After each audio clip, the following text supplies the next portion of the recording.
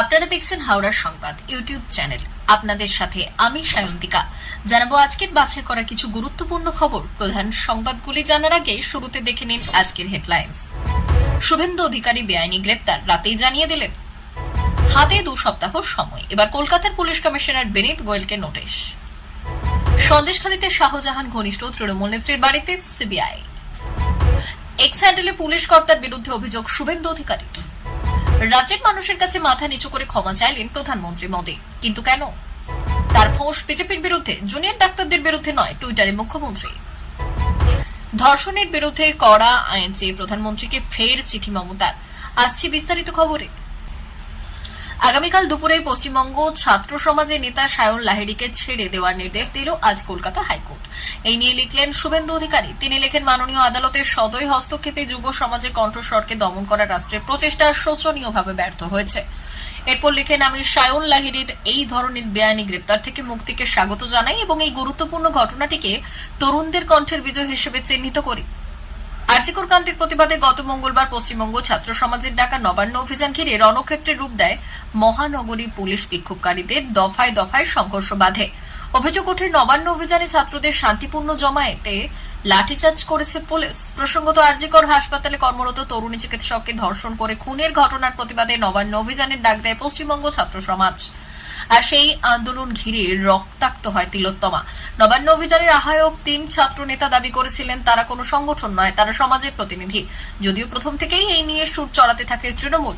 শাসক দলের দাবি ছিল আসলে অরাজনৈতিক বলে চালালেও এই কর্মসূচির পেছনে ছিল বিজেপি এবং আরএসএস। পুলিশের তরফে এই অভিযানকে বেআইনি আখ্যাও দেওয়া হয়। সেই নবান্ন অভিযান ঘিরেই পুলিশ বিক্ষোভকারীদের খণ্ডযুদ্ধ বাঁধে। সাঁতরাগাছি, হাওড়ার ময়দান, হেস্টিংস, মহাত্মা গান্ধী রোড সহ একাধিক জায়গায় তুলকালাম। ব্যাপক লাঠিচার্জ করে পুলিশ। ইট নিয়ে হামলা করেন আন্দোলনকারীরা। একদিকে আহত হন বহু আন্দোলনকারী, ওদিকে বেশ কিছু পুলিশ কর্মীও গুরুতর আহত হন। গোটা ঘটনায় অশান্তি ছড়ানোর অভিযোগে গ্রেপ্তার করা হয় মোট 220 জনকে। এই ঘটনায় আন্দোলনকারীদের ওপর পুলিশ অত্যাচার চালিয়েছে বলে বুধবার 12 ঘন্টার বন্ধ ডাকে বিজেপি। সন্দেশখালীতে শাহজাহান শেখের ঘনিষ্ঠ হিসেবে পরিচিত তথা সন্দেশখালী 1 নম্বর পঞ্চায়েত সমিতির সভাপতি সবিতা রায়ের বাড়িতে অভিযান সিবিআইয়ের। তবে কি কারণে এই অভিযান চালানো হলো তা এখনো স্পষ্ট নয়। বহিষ্কৃত তৃণমূল নেতা শাহজাহান শেখের সন্দেশখালীর বাড়িতে তল্লাশির সময় সবিতার পঞ্চায়েত ভোটে জেতার শংসাপত্র পায় সিবিআই। এসব কারণে একাধিকবার সবিতার নাম প্রকাশ্যে আসে। এই বিষয়ে সবিতা সেই সময় জানিয়েছিলেন শাহজাহান দলের নেতা, তাই হয়তো তার বাড়ি থেকে ওই শংসাপত্র মিলে থাকতে পারে। উল্লেখ্য, রেশন দুর্নীতি মামলায় তদন্তে নেমে সন্দেশখালীতে শাহজাহান শেখের বাড়িতে তল্লাশি অভিযান চালাতে গিয়ে আক্রান্ত হন ইডির আধিকারিকরা। চলতি বছরের 5 জানুয়ারি এই ঘটনা ঘটে। ইডি আধিকারিকদের ওপর হামলার ঘটনা তদন্তে নামে সিবিআই। তারপর শাহজাহান ও তার অনুগামীদের বিরুদ্ধে জমি দখল ও নির্যাতনের অভিযোগ তুলে সরব হন সন্দেশখালীর মহিলারা। এই নিয়ে লোকসভা ভোটের আগে রাজ্য রাজনীতি উত্তাল হয়ে ওঠে।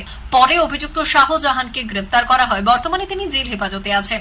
কার্বাইড দিয়ে জোরপূর্বক সবকিছু পাকানো হয়, কিন্তু আরজিকর ভোলা যাবে না। শুক্রবার এক্স হ্যান্ডেলে এই মন্তব্য করলেন এক পুলিশ কর্তার বিরুদ্ধে। অভিযোগ করলেন পশ্চিমবঙ্গের বিরোধী দলনেতা শুভেন্দু অধিকারী।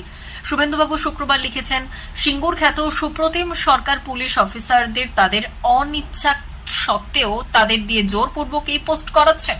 আবার 48 ঘন্টা সোশ্যাল মিডিয়ায় এই পোস্ট রাখার নিদানও দিচ্ছেন। সঙ্গে শুভেন্দুবাবু যুক্ত করেছেন কালো প্রেক্ষাপটে লেখা একটি ছড়া। তাতে লেখা, পুলিশের মেয়ের চিন্তা ছাড়ো, সে লড়াই করেই হচ্ছে বড় ছেলেও তোমার, তার দায়ও কি পুলিশের একার? সিন্ধুদুর্গে শিবাজীর মূর্তি ভেঙে পড়ায় মহারাষ্ট্রের মানুষের কাছে মাথা নিচু করে ক্ষমা চাইলেন প্রধানমন্ত্রী নরেন্দ্র মোদী। মহারাষ্ট্রের পালঘর জেলার মালওয়ানে এক জনসভায় ভাষণ দেওয়ার সময় প্রধানমন্ত্রী ক্ষমা না চাওয়ার জন্য বিরোধীদের সমালোচনা করেন এবং এই ঘটনার জন্য ক্ষমা চান। তিনি বলেন, যারা ছত্রপতি শিবাজী মহারাজকে তাদের দেবতা হিসেবে বিবেচনা করেন এবং গভীরভাবে আঘাত পেয়েছেন, আমি আমার মাথা নিচু করে তাদের কাছে ক্ষমা চাইছি। আমাদের মূল্যবোধ আলাদা, আমাদের কাছে দেবতার চেয়ে বড় কিছু নেই। প্রসঙ্গত, গত 26 আগস্ট সিন্ধুদুর্গ জেলায় ছত্রপতি শিবাজী মহারাজের 35 ফুট উঁচু একটি মূর্তি ভেঙে পড়ে। বীর সাভারকরকে, জমির সন্তান বীর সাভারকরকে অপমান ও গালিগালাজ করার জন্য বিরোধীদের নিশানা করে প্রধানমন্ত্রী আরও বলেন যে তার মূল্যবোধ আলাদা। তিনি বলেন, ছত্রপতি শিবাজী মহারাজ আমাদের কাছে শুধু একটি নাম নয়। আজ আমি মাথা নত করে আমার ঈশ্বর ছত্রপতি শিবাজী মহারাজের কাছে ক্ষমা চাইছি। আমাদের মূল্যবোধ আলাদা। আমরা সেই মানুষ নই যারা ভারত মাতার মহান সন্তান। এই ভূমির সন্তান বীর সাভারকরকে গালি দেয়, অপমান করে। তারা ক্ষমা চাইতে প্রস্তুত নয়, তারা আদালতে গিয়ে লড়াই করতে প্রস্তুত। আরজি করের ঘটনার প্রতিবাদে আন্দোলনরত জুনিয়র ডাক্তারদের তিনি কোনো হুমকি দেননি। বুধবার মেয়র রোডে তৃণমূল ছাত্র পরিষদের প্রতিষ্ঠা দিবসের মঞ্চে তার বক্তৃতার ভুল ব্যাখ্যা করা হয়েছে। বৃহস্পতিবার সাবেক টুইটারে এই কথাই জানালেন রাজ্যের মুখ্যমন্ত্রী মমতা বন্দ্যোপাধ্যায়। এই দিনও নিজের টুইটে মুখ্যমন্ত্রী জানান, আরজি করের ঘটনায় জুনিয়র ডাক্তারদের আন্দোলন ন্যায্য, তাদের আন্দোলনকে তিনি সমর্থন করেন। এক শ্রেণীর মানুষ তাকে অভিযুক্ত করছে। ইতিমধ্যেই তার ফোর্স বার্তা নিয়ে কড়া সমালোচনা করেছে বিজেপি। মুখ্যমন্ত্রীর বিরুদ্ধে কেন্দ্রীয় স্বরাষ্ট্রমন্ত্রী অমিত শাহের কাছে নালিশ করেছিলেন রাজ্য বিজেপির সভাপতি সুকান্ত মজুমদার। তিনি অভিযোগ করেছিলেন, এই বার্তার মধ্যে রাজ্যের মানুষকে হিংসায় উস্কানি দিচ্ছেন মুখ্যমন্ত্রী। এদিন সেই অভিযোগের পাল্টা জবাব নিজের টুইটারে দিয়েছেন মুখ্যমন্ত্রী। তিনি জানিয়েছেন, গতকাল তার বক্তৃতায় যে অংশটা তিনি ব্যবহার করেছেন তা রামকৃষ্ণের একটা উক্তি। মুখ্যমন্ত্রীর দাবি, কিংবদন্তি সাধক বলেছিলেন মাঝে মাঝে আওয়াজ তুলতে হয়। অপরাধ ও ফৌজদারি অপরাধ হলে প্রতিবাদের আওয়াজ তুলতে হবে। রাজনৈতিক মহলের মতে তৃণমূল ছাত্র পরিষদের মঞ্চ থেকে জুনিয়র ডাক্তারদের নয়, তিনি যে বিজেপিকে হুমকি তা এই দিনের টুইটে কার্যত বুঝিয়ে দিলেন মুখ্যমন্ত্রী। সে কারণে সমাজ মাধ্যমে তিনি লিখেছেন তার কথা বিজেপির বিরুদ্ধে। তাদের বিরুদ্ধে কথা বলছেন কারণ কেন্দ্রের মদতে তারা এই রাজ্যে গণতন্ত্রকে আঘাত করার এবং নৈরাজ্য সৃষ্টির চেষ্টা করছে।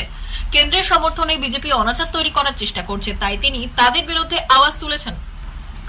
ধর্ষণের বিরুদ্ধে কড়া আইন চেয়ে ফের প্রধানমন্ত্রী নরেন্দ্র মোদীকে চিঠি লিখলেন মুখ্যমন্ত্রী মমতা বন্দ্যোপাধ্যায়। 8 দিনের ব্যবধানে শুক্রবার মোদীকে লেখা চিঠিটি সোশ্যাল মিডিয়ায় পোস্ট করেন মমতা। গত 22শে আগস্ট ধর্ষণ বিরোধী কঠোর আইন বলবৎ করার বিষয়ে প্রধানমন্ত্রীকে প্রথম চিঠিটি লিখেছিলেন তিনি। শুক্রবারের চিঠির গোড়াতেই সে কথা মনে করিয়ে দিয়ে মমতা চিঠিতে মমতা লেখেন, অত্যন্ত স্পর্শকাতর বিষয়ে লেখা সেই চিঠির কোনো জবাব এখনো পর্যন্ত আসেনি। তবে প্রধানমন্ত্রীকে লেখা ওই চিঠির যে প্রতিলিপি কেন্দ্রীয় মহিলা ও শিশু কল্যাণ মন্ত্রকে পাঠানো হয়েছে বলে জানিয়েছেন তিনি। আরজি কর কাণ্ডের পর প্রধানমন্ত্রী নরেন্দ্র মোদীকে গত 22শে আগস্ট চিঠি লিখেছিলেন মমতা বন্দ্যোপাধ্যায়।